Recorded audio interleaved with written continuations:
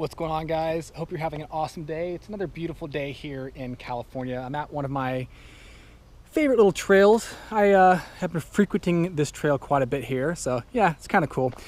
Today we are going over the M2S All-Terrain Ultra, and this is the second bike from M2S that I have reviewed. I recently reviewed the R750. It was the All-Terrain R750. This is the Ultra, and I'm excited to show this to you guys because I know a lot of you have asked for reviews on the M2S bikes, so it's just really exciting to finally kind of be able to get some of these, get them assembled, show them to you, do these reviews. So yeah, it's good stuff. I'm excited for this. So this bike here, this runs for $29.50. And this is definitely like an off-road machine, in my opinion. I mean, it's got full suspension. We got these front air forks here, 120 millimeters of travel. It's got rear suspension. It's got these huge 4-inch wide tires, 26 inches tall, ginormous 203 millimeter rotor up here in the front, hydraulic disc brakes. A lot of cool stuff to talk about with this bike. Very excited to dive in. But before I do, I just want to talk a little bit about the company, kind of my experience with M2S and unboxing stuff, putting it together, because M2S is a direct order only company. So that means that, you know, these guys are only going to be able to deliver bikes directly to my door. They don't have any brick and mortar shops. And there's one kind of big pro that I have found with direct order only, and there's a couple, you know, little cons that can come along with it. So the biggest pro, I think, is going to be the price. So for $29.50, this is probably going to be less than if I were to buy this in an actual brick and mortar store. You know, brick and mortar stores, dealerships, they got more overhead, right? They got to pay they got to pay their electricity. They got to pay more employees. It just makes sense that they would have to kind of bump up the price to compensate for some of that. So in my experience, that's been primarily the biggest kind of asset or pro with going direct order only. There are a couple potential downsides here. One of the biggest ones is going to be that, you know, I have to put this stuff together myself, and sometimes that can be difficult. It can take a while. Sometimes the parts don't match completely right. But in the case of M2S, this was extremely easy to put together. It took all of like 15 minutes. Just throw on the front wheel, throw on the handlebars, and that's seriously, like, that's it. That's all there was to it. Now, another potential downside can be that, you know, with direct order only, look, this can get damaged in transit. And I have had that experience a couple of times, and I actually did have that experience here with this bike. When I opened up this box here, the front fork was actually busted. The arch here was broken on the on this bike. Not really the fault of M2S, in my opinion. It's just sometimes couriers are not going to handle stuff very politely. I can tell you from firsthand experience, I used to be a courier for a major delivery company, and I witnessed some pretty atrocious things. So that just kind of comes with the territory. Now the good news is that with M2S, these guys got me out another fork like super quick. Got that swapped out from a bike shop nearby. Just had them do it for me, and other than that, the unboxing experience was great. It was really good packaging, easy to put together, and like I said, just kind of took like 15 minutes, so not that big of a deal. Last potential con with direct order only is going to be that there can be a communication barrier. Sometimes these companies that are based overseas, it can be kind of hard to communicate with them, to figure out exactly what's going on, to get questions answered. Again, with M2S, that was not my experience at all. These guys were super helpful. They were very knowledgeable. They actually answered the phone like a human being answered the phone when I called them, which is a really cool experience nowadays, where I feel like everything is automated, right? For this, press 1. For blah, blah, blah, press 2. And it's just like, oh, it's so frustrating. So it's very cool that these guys actually have human beings answer the phone. Love that. Thank you, M2S. Love it. Very cool.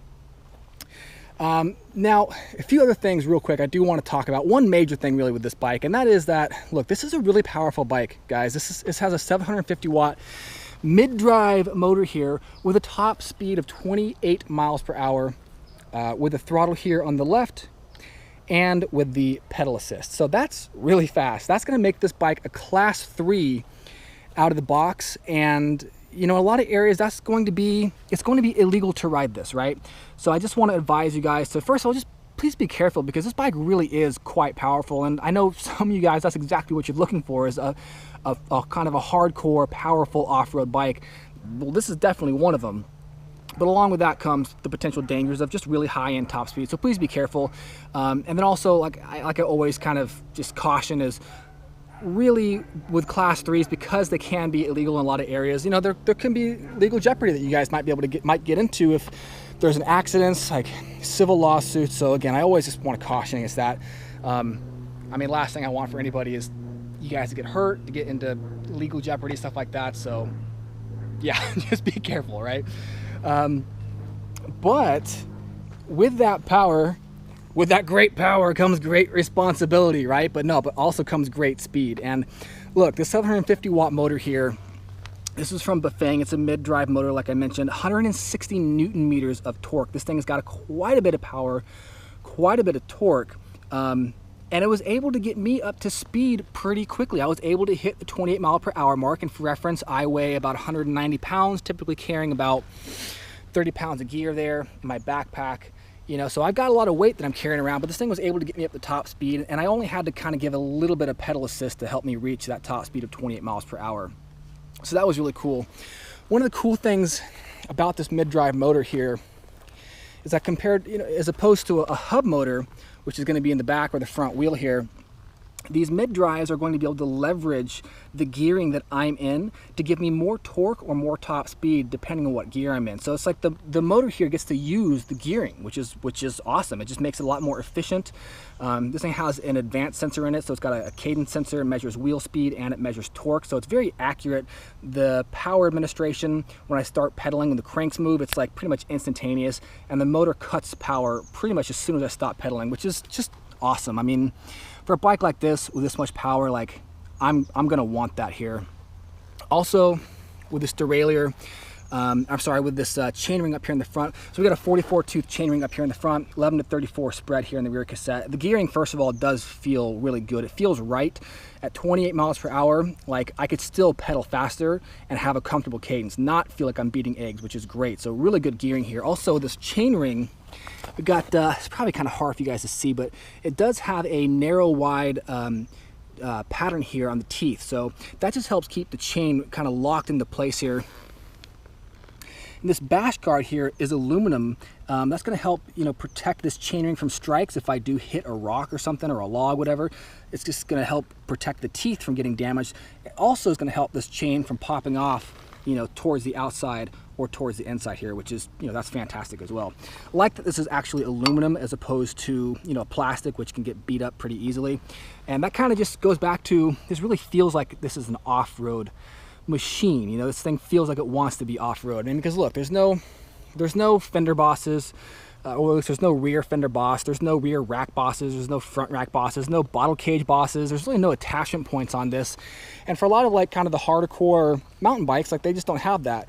I mean, I could put a you know, a front fender on here if I wanted to, but you know, there also is a headlight that comes with this. This piece got damaged as well in transit. Just that little piece right there broke off, so I just kind of threw it on the handlebars, just zip tied it.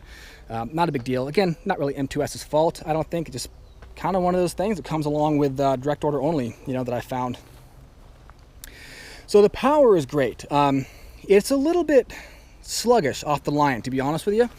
And I think that's because, look, this thing weighs a lot. This thing weighs 75 pounds. It's a beefy, heavy bike.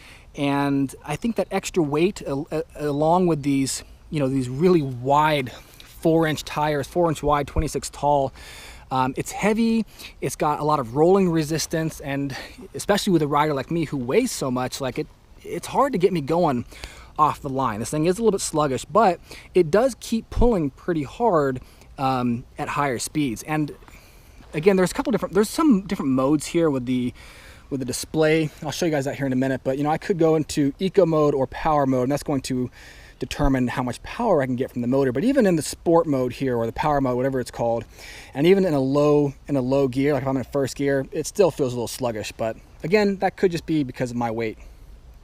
Now, what I do like about that though is because this does go so fast, for me what's going to be really important is having really powerful brakes. So up here in the front, we've got hydraulic brakes, front and rear. So these are the Tektro hydraulic brakes here. And what's cool about these hydraulic brakes, and with pretty much all hydraulic brakes, is there's adjustable brake levers. So it allows me to kind of adjust this pin right here. And and I can let these bring these levers in, or I can let them out. It just allows me to kind of adjust this, kind of make it my own as far as like the reach goes. It just allows me to customize it a little bit, which is great. And then down here on the front wheel, there's a 203 millimeter rotor, dual pistons on these, but that's just a really monster rotor up here in the front. In the back, it's going to be 180 millimeter rotor, a little bit smaller, but it's the rear wheel, not going to be as important.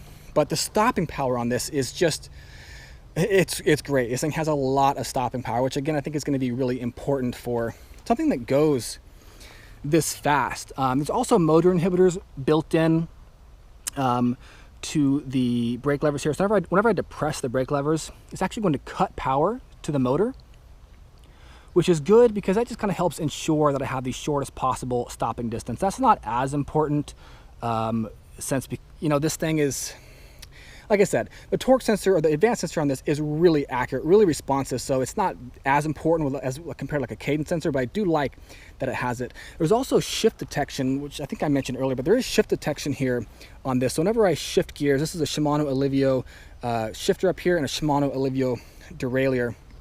Whenever I shift gears, it's going to detect that I'm shifting gears. And the same thing as the motor inhibitors, it's going to temporarily cut power to the motor just to kind of reduce the chance of mashing of the gears back here, because again, 160 newton meters of torque plus my own pedal power, I can really put some strain on these components, and having the shift detection just helps to minimize that. And I would say the shift detection gets it right about 80% of the time. It feels like it's cutting out at just the right time. Every once in a while, you know, I'll get that just that real heavy clunking noise because it didn't time it just quite right. But it works pretty well.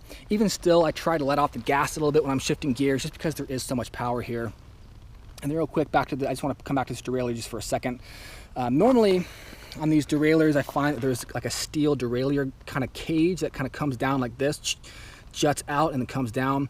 There is not one on this, and that's just going to leave this derailleur a little bit susceptible to strikes and to damage. There's just nothing protecting it. So if I were to lay this bike down or to get like a weird strike somehow down here, just nothing really protecting it. So just want to advise to kind of keep that in mind and try to just keep this thing protected as much as possible when you guys are out riding. The grips here are actually kind of nice. They're just flat rubberized grip, but they do have lockers on both sides. Just going to keep these really nice and just locked into place, keep them from turning, which is great because for this kind of bike where I'm really going to be putting a lot of torque on this for hill climbs, off-road, stuff like that, I want to make sure that these stay locked in place. These handlebars are pretty nice too, 710 millimeters in length. Just flat handlebars, but it just the wide length just gives me like a comfortable feeling while I'm riding. It makes me feel like this is a stable bike, makes me feel like I'm in control, especially with these really big tires like I'm talking about here. Again, just the 4-inch wide, 26-inch tall. They're heavy and they have a lot of centrifugal force, so when I'm pedaling at higher speeds, I mean, this bike, it really wants to stay upright. So that in conjunction with these kind of wider handlebars, it really does just give for a real comfortable feeling when I'm riding. Now this thing only does come in 2 frame sizes here. It's going to be medium and large, and it comes in 2 colors, black and blue. So that's a little bit less than the options for the R750, where there's 4 different frame sizes, 2 different frame types, and I think 5 different colors. So a little bit limiting, but at least there are some options for riders of different different heights. Extra tall riders, maybe extra small riders can pick from the different frame size. There's also an adjustable angle stem here.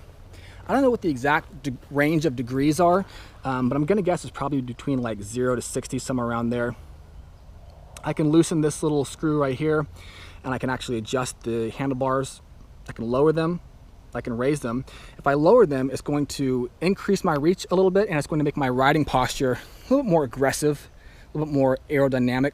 If I raise them up, it's going to decrease my reach a little bit. It's also going to kind of just straighten up my posture, make it more upright, more relaxed, maybe better for like city riding or less extreme trail, stuff like that. But my only concern with this, even though it is a Pro Max stem right here, is that, you know, there is only 1 point of contact. So I would worry a little bit about putting tons of strain on the handlebars, because it could be susceptible to slipping over time, as opposed to some of the really high-end ones that got the 2 screws in here, 2 points of contact to keep this thing just super locked in place. So, I mean, this thing feels pretty sturdy. I don't anticipate it being an issue, but just something I wanted to call out here. And while I am calling stuff out, I do like M2S does a pretty good job here with their cable management. It's not as good on this one, I don't think, as the R750. You can see just, I don't know, a little bit kind of messy, but still, I mean, they took the time to actually wrap this stuff here. See, they got these wire wraps on here. They do a pretty good job, I think, of trying to keep this as neat as possible, which is important to me. I don't like messy cables. I like it when things are really as neat as possible on this. Front suspension here, like I mentioned, these are Mozo air suspension, 120 millimeters of travel. I can adjust the air pressure, I believe this is, on the left-hand side, kind of like preload adjust. So I can kind of stiffen these up or loosen them. So for me, I'm a heavier rider. I want to stiffen these things up, prevent that massive dive when I come to a hard stop. Also just make them a little bit stiffer for going over heavy bump or hard bump, stuff like that. On the right-hand side here, I have a compression clicker and lockout. So if I wanted to, I could actually just make these shocks dead, make it so they don't move at all, which would be kind of nice if I was going over flat, even terrain like a pavement, just kind of increase my efficiency. Normally here on the suspension on the front, this headlight is going to be attached right here, which is cool because it means that when I turn the wheel, the headlight's going to turn with me. So it's going to illuminate, it's going to help illuminate my path as I turn. However, it does make it unsuspended weight when it's right here, so it's just going to be more susceptible to bouncing around, maybe coming loose over time. Again, that little piece was broken, so I put it on the handlebars, but that's normally where it goes, is right there. Also, these tires, check this out. I mean, I like these tires here, or the wheels rather, especially the rims. They're punched out, trying to shave off some of the weight. I mean, this thing is still heavy, 75 pounds. That's a really heavy electric bike, but I mean, punched out rims, just gonna shave off some of the weight. And I just think they look really cool. Double walled, super wide. You know, the boost hub spacing here, 135 millimeters in the front, about 180 in the back. It's just going to increase the bracing angle. It's going to make give it the spokes kind of an increased bracing angle, make it stronger, which is again really, I think, important because this is a pretty serious off-road bike. And of course, Boost is going to allow to equip this bike with these extra large 4-inch tires here. What else do we got here? Man, lots to talk about. I like how the kickstand is positioned here towards the rear, so I don't get pedal lock. Very nice. Pedal lock is like my arch enemy. This is an adjustable length kickstand as well, so I can take it up a little bit, let it out, just kind of change the angle that this bike rests when the kickstand is deployed. Over here on the rear suspension, I can change the rebound right here with this lever, and I can also change, I believe this is going to be preload, this little red dial right here. So same thing, I can kind of stiffen this up, or I can loosen it depending on, you know, what kind of riding I'm going to do or how heavy I am as a rider. Saddle here, I've tried this a few times now. This is the Selly Royale looking saddle. It's got a gel insert. It's really comfortable. Just it's super plush. Makes longer rides more enjoyable, honestly, for me. The quick release here allows this seat post to come almost all the way down. That's bottomed out right there, and you can see, go from this side a little bit better light over here. You can probably see that it's not quite all the way down. It's about an inch or so left, which is not too bad, but it does mean that the minimum saddle height is going to be a little bit higher than if it were able to drop all the way down. That might make it harder for folks who have a shorter inseam like me to stay in the saddle and keep their feet flat on the ground when at a rest. However, I do like just this frame style. For me personally, I really like this frame style, that kind of swooping top bar. Makes for a low standover height, and again, somebody like me who has a low or kind of a shorter inseam, it just works out really well. It allows me to kind of stand with my feet flat on the ground, straddling the frame, not have to, you know, tip it really extreme. So I dig that. Let me get the keys out of my bag here, and I will show you guys the battery. So this is a 48 volt, 14.5 amp hour battery, 696 watt hours. Pretty kind of standard battery setup. I've seen this one quite a few times now. I do not have to keep the key in to use this. I can just lock this battery in, remove the key, good to go. There is a little battery indicator on the top here of this battery. There we go. If I push that button, it just gives me a quick little readout of how much battery I have left. 4 bars, so only 25% increments, not very precise, but just a way to kind of quickly check it. I do like that the key insert is at the top here. It just means it's not going to be in the way of the cranks. No chance for it to be damaged while the key is in, or at least not a very high chance. However, the charging port is going to be here on the bottom. So if I charge this bike with the battery plugged or the battery on the frame, there is a chance of, you know, maybe this could interfere with the cranks, maybe not, but, you know, I typically charge the batteries off just to avoid that, avoid any possibility of it, you know. Over here on the right side, there is a full-size USB Type A port, which I love because it's a small thing really, but it just means I can charge stuff while this battery is on the bike, or I can use it as a portable battery bank, which is just cool. I really like that. So to take this thing off, just gonna turn the key, lift this lever, pull it out, and that's it. Really, it's quite easy. So it's definitely a heavy battery, but I mean, it is a larger than average capacity, so that makes sense. Putting it back in is pretty much just as easy. Just gonna set it in there, just push it in, and then it automatically is going to just seat itself. I don't have to turn the key in order to make it lock, and I'll take the key out, check it, make sure it's locked, good to go. Fantastic. Before I dive into the display, just trying to see if there's anything else I want to touch on here. You know, overall, this thing, again, it is a heavy bike, 75 pounds. It can be a little unwieldy to ride sometimes, again, just because of the centrifugal force of these tires are so heavy. It really wants to stay upright, and because it's so heavy, sometimes it's hard for me to handle this thing, to get it moving around, you know, over the trails and stuff. So maybe that's just me, but that's been kind of my experience with it. Overall, though, like I said, I think it is kind of an off-road beast, really. And you know, this is going to excel at certain types of terrain with these fat tires, especially. It's going to excel, I think, at anything that's going to be loose, like snow, sand, mud, gravel, stuff like that. This extra wide tire patch is just really going to help out with dispersing the weight of me, the rider, and the bike itself, to just help glide over that terrain. So that's kind of cool. I like that. So the display over here, this is a Bafang display.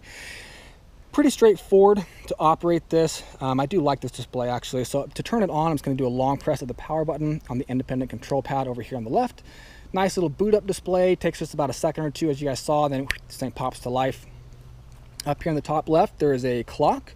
Top right is a percentage battery indicator. How awesome is that? Finally, it's so rare, I feel like, that I actually see that. I love the percentage battery indicators. They're just so much more precise than like a 5-bar, you know, with 25% increments or something. So really cool. I do like that. And there's this cool little display, you know, around in the middle here. There's the current miles per hour, how fast I'm going, and then there's also like another little bar that's kind of red and just wraps around. It shows me kind of like a speedometer on a car, how the needle moves, kind of like that. Also can show wattage output, which is kind of cool. Over here on the left bottom is going to be the trip, like a tripometer, and so far I put 5.3 miles on it. And then on the bottom it's going to be mode, which is right now it's sport. And the bottom middle is going to be what level of pedal assist that I'm in. So off the bat, I do want to say that with this bike, with the Ultra here, whenever I boot this thing up, the throttle is going to be live. It's going to be hot. So if I twist the throttle, you'll see I'll just nice little burnout right there. That is great in my opinion, because for me, like, I love being able to use that to just really kind of scoot across like crosswalks. It allows me to just get going pretty much instantaneously. Not as important for that really with this bike, in my opinion, because the pedal assist is just so responsive. So, you know, it does activate really, really quickly, but still, I do like to use that.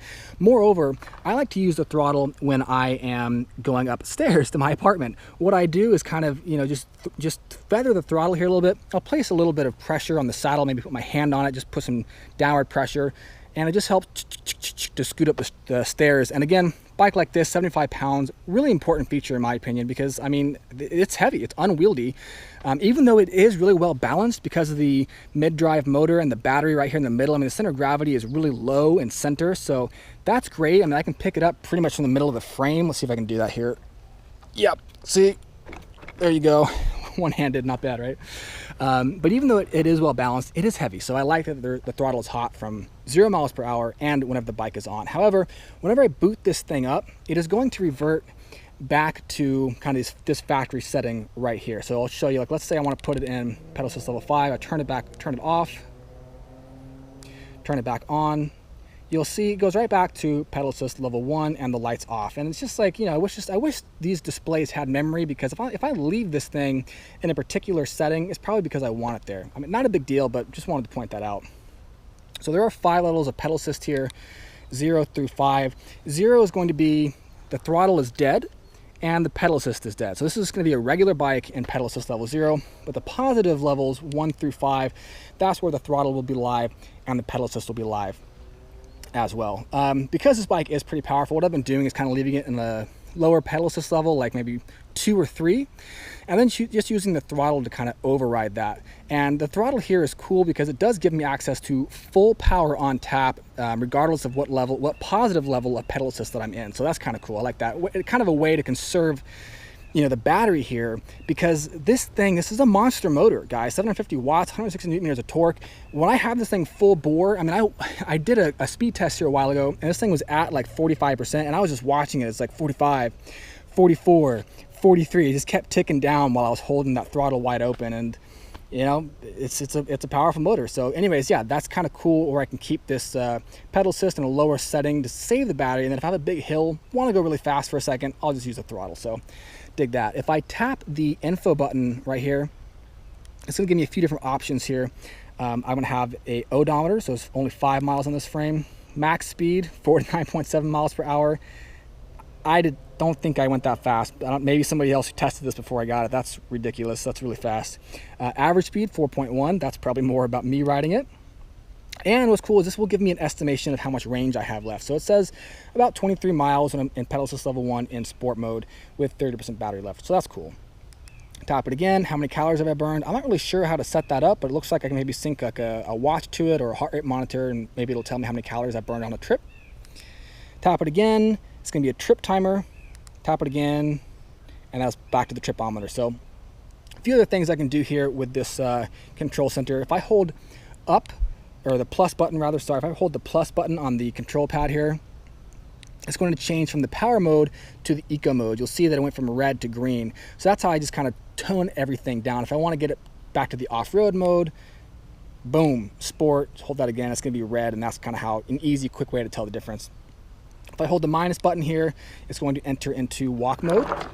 Whoa, that really got away quick. Okay, so the walk mode is clearly quite powerful. Actually just pop that kickstand up. That might need to be turned down in the settings. If I hold this light icon right here, it's going to turn on the headlight, and it's going to turn on the, well, this is already backlit, but it's going to show this little icon, right there, there you go. That little icon right there on the top shows that the light is on. Kind of hard to tell how bright this is, you know, on camera, but just this is what it looks like. There's no way to really see the beam pattern. Try to aim it. There you go, since it's loose. Yes, that's what it looks like. You know, this is the Spinninga Kendo Plus. I've seen this one a few times now, and the beam pattern on these it's okay. You know, it's not great. It is going to help increase visibility, in my opinion, but it's not going to do much in the way of actually illuminating my path. Visibility overall, by the way, on this bike is going to be pretty low. There's no tail light. There's no really lateral visibility. There are, you know, reflectors in the spokes here, but overall, yeah, visibility kind of low, especially with a darker frame. It might be kind of good to consider. If this was my bike, I probably would. There's, you know, some stickers I could buy that are like clear, but they're reflective. Maybe some aftermarket headlamps or just lights for the handlebars, or something like there's quite a few helmets now like this. This is the Lumos, where it actually has lights built into it and like turn signals and stuff. So just there's quite a few ways to increase visibility, but yeah. Another just little safety point here. Let's see what else. So if I'm going to hold the info button, that's right, nothing happens. Okay, so to get into the settings menu, I have to double tap the info button. That's what it is, okay. And then if I hit it again, it's gonna go into all these display settings. So I can edit quite a bit of stuff in the back end, and I just use the plus and minus buttons to navigate the screens, and then hit the info button to enter in or change a value. So yeah, quite a bit here. Wheel size. The wheel size is set to 21 inch, and I'm guessing that's because even though the wheels are just a 26 inch, you know, these fat tires add like another 2 inches, so it adds quite a bit of height. So I'm wondering if maybe that's why M2S kind of kept it that way out of the box. Not really sure. But what I do like about this is I can put a password in here. which I think is cool because, again, going back to just how powerful this thing is, if I wanted to loan this bike out, you know, I can change the top speeds and stuff in here, but if I wanted to make sure that nobody was able to ride it at all with the, you know, with the pedal assist or with the motor activated, I can just put a password on and it's going to basically make this thing only my bike, you know, or I can give the password to whoever I want to actually use it. So I dig that. And we'll see here, this actually timed out. If you don't touch anything here for a few seconds, it will just revert back to the main screen here. So yeah. There we go. That's pretty much it, guys. I'm going to take this thing for a quick ride and I'll show you this bike in action. This first clip is just going to be with the camera facing back towards me, just to give you guys an idea of what this bike actually looks like in action. This is the same trail I've been using here for the last couple of videos. Cool little trail, a few little areas where you can get a little bit of off-road action here. And it's going to be a little bit of a hill coming up that I'm going to go down to kind of show off just the suspension, and really this thing can be used for some moderate to even some heavy duty off-road use. Almost kind of fell right there, by the way. And again, for you hardcore mountain bikers out there, that's not going to be anything too serious for you. But again, just trying to work with what I have locally here. So hopefully that gives you a little bit of an idea of what this bike can do off-road.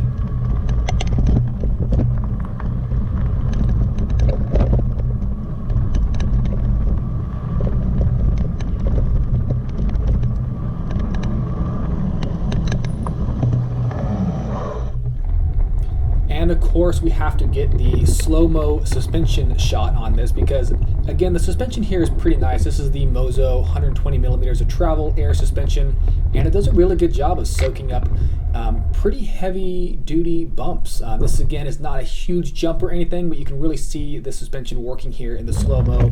Just a good shot to kind of give you guys an idea of what it looks like when it's actually operating. Okay guys, so here this is going to be a shot of the rear cassette. Again, this is going to be 11 to 34 tooth cassette back here with the Shimano Alivio derailleur, 9 gears, and I'm just going to switch to the gears, let you guys see kind of this thing in action, and then also you can kind of hear the motor from this shot, so we'll see how it goes.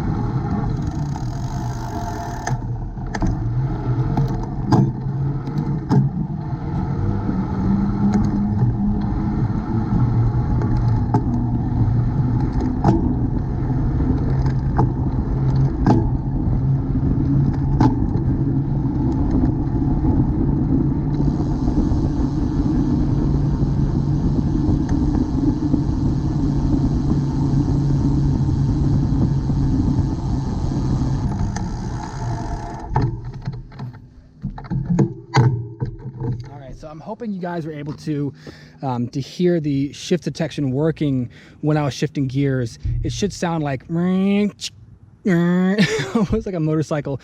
Whenever I shift gears, the shift detection kicks in, cuts power to the motor, helps reduce that strain on the components here. Okay, so there's this kind of like nice little stretch of trail right here. It's pretty straight. I'm going to try to do a top speed test for you guys just so you can see how quickly this thing accelerates in the top pedal assist mode, in sport mode, and while I'm pedaling. So here we go.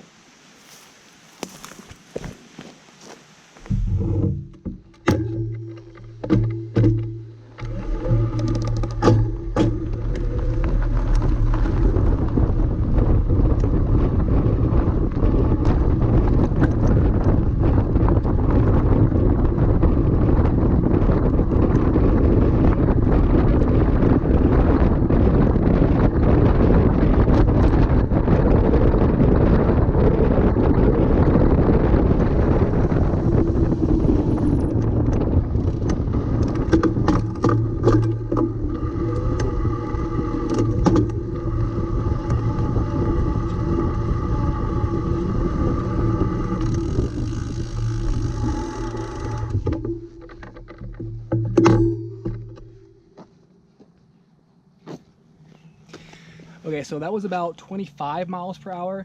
If I was able to shift all the way up to 9th gear, that probably would allow me to go a little bit faster, because remember, again, this is a mid-drive motor, so whatever gear I'm in, it's going to be leveraging that. So higher gear, or if I'm in first gear, it's going to spin faster, have more torque, less top speed.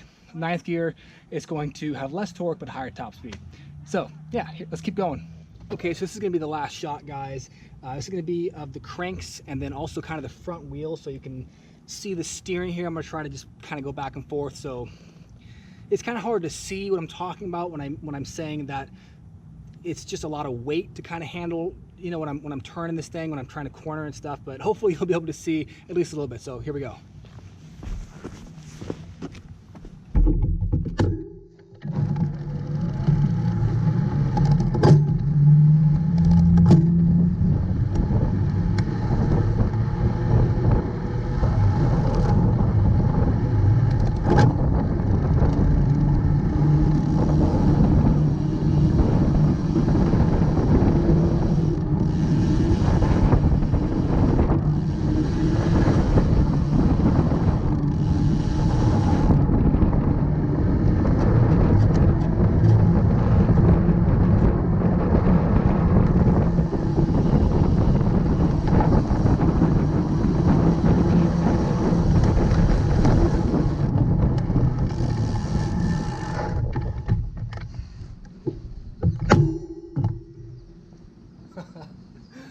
Hopefully that was a good example of the stop and power on this thing too. I mean, I wasn't going that fast there at the last part, like 15 miles an hour, but man, the brakes in this thing, 203 millimeters in the front for that rotor, 180 millimeters in the back, hydraulic disc brakes, front and rear, dual piston, man, these brakes got tons of stopping power, especially with the really wide tire patch, these 4-inch wide tires, so really dig that. Yeah, so just last thing I want to say is, it seems like with the steering on this, the faster I go, the more difficult, or the more I have to fight to really get this thing to turn, to move around. And I think that can be said of almost any bike, because all wheels are going to have centrifugal force. However, these wheels are just a lot heavier and a lot bigger, so it seems to be more pronounced here. Not a big deal, especially for off-road, but again, for going on pavement and stuff, it seems to be more noticeable to me. All right, guys, that was pretty much it for the M2S All-Terrain Ultra review. Hope you guys dug this review. Hopefully it was kind of a cool way to just unplug for a few minutes, you know, maybe not work for a little bit, watch a video, just geek out on electric bikes like me and Court love to do. So really fun sharing this stuff with you guys. But real quick, just to recap on the Ultra before we close this video out. This is a really cool bike, I think, for people who want to spend a little bit more money, because again, this is $29.50. That's, you know, a little bit above the entry-level price range, but somebody who's ready to spend a little bit more on a bike, but also is ready to get some cool features like these air front suspension in the front, the air suspension, full suspension, these big fat 4-inch tires. There's quite a bit here, plus a 750 watt, 160 Newton meters of torque, mid-drive motor, upgraded, pretty nice derailleur here. You know, we've got the Shimano Alivio, which is definitely quite a bit higher than the entry level, the Tourney derailleur from Shimano. This is kind of almost into their mid-level range right here. So there is a lot to this bike, and I think this is a really good choice for anybody who wants to be using this, especially for off-road use and especially for certain types of terrains, right? Like, again, soggy stuff, snow, sand, mud, stuff where these fat tires are really going to come in handy. But this isn't really like a utility bike because there's no racks on it. There's no bottle cage bosses, no fender bosses. So this is really just for riding and having fun, not really a utilitarian bike. And really, in my opinion, it's not really a great bike for hitting the open roads. It's a class 3 with tons of power and tons of speed, not going to be legal in a lot of areas. And like I just mentioned, not really a lot of bosses to kind of attach different points here. And these big fat tires, while they do really well off-road, they have a lot of rolling resistance on pavement. They decrease efficiency, makes it kind of hard to turn. The heavy wheels have a lot of centrifugal force, really wants to keep this thing upright. And there's a lot of road noise with these things on the pavement. So not really the best machine for cruising on the road primarily, but a great machine, I think, for going off-road on soggy terrain. So yeah, hope you guys liked that review. Again, thank you so much for watching. For the full write-up, head over to ElectricBikeReview.com. If you have any questions, of course, please leave them here in the comments. You can leave them on the website, or if you guys are on the forums, just start a thread and we can talk there. So anyways, have a good day. Thanks for watching. Later.